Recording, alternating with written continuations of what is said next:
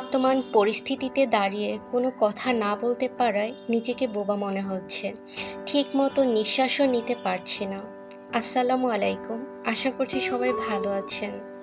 ভালো আছেন এই শব্দটা এই পরিস্থিতিতে দাঁড়িয়ে বাংলাদেশের 99% মানুষই আমরা বলতে পারি না। যাদের বোধ বুদ্ধি আছে বা বিবেক আছে, তাদের হয়তো রাতের ঘুমও নির্ঘুম হয়ে গেছে। আমার ইউটিউবের এই চ্যানেলটা প্রায় ৮ মাস আগে খোলা হয়েছিল, কোনো ভিডিও দেওয়া হয়নি, কেননা আমি ফেসবুকে আরেকটা পেজ রান করতে চেয়েছিলাম। দেখলাম সাম্প্রতিক সময় নিয়ে কয়েকটা কথা বলার জন্য আমার পেজটাতে অনেক ইস্যু চলে এসেছে। দেখলাম পেজটা আবার নাই হয়ে গিয়েছে, আবার দেখি আসছে, মানে বিভিন্ন কিছু হচ্ছে পেজের সাথে, যাচ্ছে না তা। যাই হোক, আমি পেজের আশা ছেড়ে দিয়েছি। তো ভাবলাম অনেক দিন হচ্ছে কোনো কথা বলি না, কেমন যেন বোবা বোবা লাগছে, কথা চেয়েও বলতে পারছি না। অনেক কিছু লিখে আবার মুছে ফেলি। যাই হোক, অনেক দিন চেষ্টা করার পরে এই ভিডিওটা আমি করেছি। তারপর অনেক দিন পরে আবার ভয়েস দিচ্ছি, আর ওই পেজটা নিয়ে আমার কোনো আফসোসও লাগছে না। তারপর ভেবে দেখলাম একটা চ্যানেল তো আছে, তো এখানেই ভিডিও দিতে পারি, দেখা যাক কি হয়। আমার দুইটা বেবি, একটা ছেলে আর একটা মেয়ে। ছেলেটা বড়, ওর বয়স 4.5 বছর, আর মেয়েটা ছোট, ওর বয়স 3 বছর। ছেলের নাম আবরার হোসেন অ্যারন, আর মেয়ের নাম আয়ানা মাহারিন দুয়া। বুয়েটের ছাত্র আবরারের কথা নিশ্চয়ই আপনাদের সবার মনে আছে। তখন আমার অ্যারন এই পৃথিবীতে আসবে। ওই আবরারের ঘটনার পর থেকেই ওর বাবা আমাদের ছেলের নাম দিয়েছিল আবরার। যাই হোক, সাম্প্রতিক সময় চলে আসি। বলতে গেলে আমার ছেলে মেয়ে ঘুমানোর সময়টা বাদ দিয়ে প্রায় সব সময় বারান্দায় খেলা করে। মিরপুরের সামির অথবা নারায়ণগঞ্জের রিয়া, ওদের সাথে যেটা হলো কোনোভাবেই মানতে পারছি না, কেননা আমার বাচ্চারাও বারান্দায় অথবা জানালার পাশে খেলা করে। তাদের এরোপ্লেন অথবা হেলিকপ্টার এগুলোর দেখা পেলে তো মহা খুশি, হেলিকপ্টারের শব্দ শোনা মাত্রই দৌড়ে চলে যায় দেখতে। সামিরের ঘটনার সময় ইন্টারনেট বন্ধ ছিল, কিন্তু আত্মীয় স্বজনের কাছ থেকে ওই রাতেই খবরটা পেয়েছিলাম। পরদিন সকাল থেকে দুপুরবেলা আমাদের এলাকায় বা বাসার সামনে পর্যন্ত গোলাগুলি। আমার এইটুকু বয়সে কোনো দিনও এই ভয়ঙ্কর শব্দ শুনিনি। বাসার সামনে যখন এগুলো হচ্ছিল, আমি রান্নাঘরে রান্না করছি, বাচ্চারা ঠিকই বারান্দায় খেলা করছিল। হঠাৎই এই শব্দ, রান্না বন্ধ করে দৌড়ে চলে যাই বাচ্চাদের কাছে।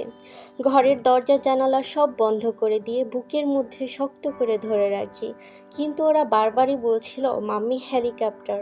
ওরা তো আর বোঝে না এক্সাইটেড হয়ে হেলিকপ্টার দেখার জন্য। ওরা তো বোঝে না যে মাম্মি এখন আমরা যুদ্ধের মধ্যে দিয়ে যাচ্ছি, এটাই মনে হচ্ছে সব কিছু দেখে। ওই দিনের পর থেকে দিনের বেলাতেও কোনো কাজ করতে পারি না, সারাক্ষণ নিজের মধ্যে অস্থিরতা কাজ করে।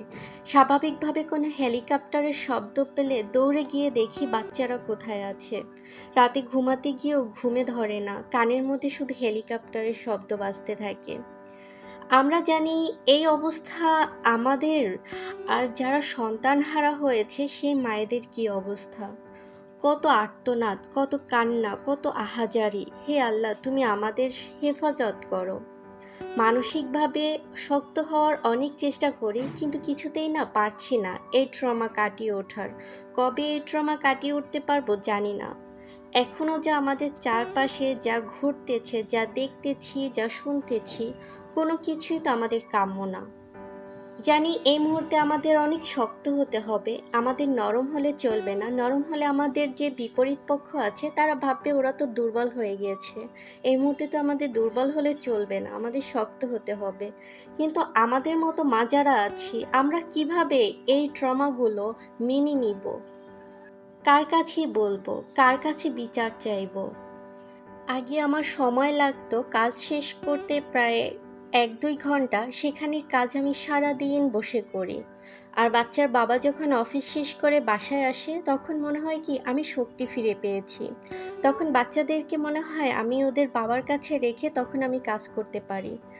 তো সেটাই হয়েছে। এখন ওর বাবা বাসায় চলে এসেছে। আমার রান্না বান্না শেষ করে এখন হাতের যে টুকটাক কাজ ছিল ওগুলোই সেরে নিচ্ছি। সারাদিন তো আর কাজ করতে পারি না। তো বাচ্চাদের জন্য সন্ধ্যার খাবার হিসেবে বাহির থেকে পুরি নিয়ে আসতে বলেছিলাম, এটা ওদেরকে দিয়ে দিচ্ছি। আর বাসায় যে কোনো এক্সট্রা রান্না, যে দুপুরের রান্না রাতের রান্না সেটাই করি, এটাই মনে হচ্ছে বেশি। আর যে বিকেলের জন্য কোনো আমি রান্না করব, কোনো কিছু বানিয়ে দিব, সেটা করার শক্তিটাও আমি না পাচ্ছি না। মনের মধ্যে সারাক্ষণ কোথায় যেন কি হচ্ছে, কি যেন হারিয়ে গেছে, কেমন যেন নাই নাই ফিল হচ্ছে। যাই হোক, বাচ্চার বাবাকে আমি কোনো কিছু আজকে তৈরি করে দিতে পারি নাই। সামান্য একটু ব্ল্যাক কফি নিজের জন্য বানিয়ে নিচ্ছি, আর বাচ্চাদেরকে তো পুরিটাই দিয়ে দিচ্ছি।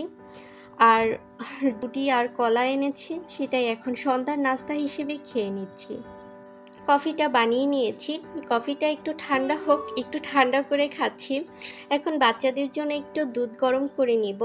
ওদেরকে আমি চেষ্টা করি সন্ধ্যার মধ্যেই দুধটা দিতে, বেশি রাত করি না। রাতে আমি দুধ দেই না বাচ্চাদেরকে, হয়তো বিকেলে দিই, না হয়তো সন্ধ্যার মধ্যেই খাইয়ে দিই।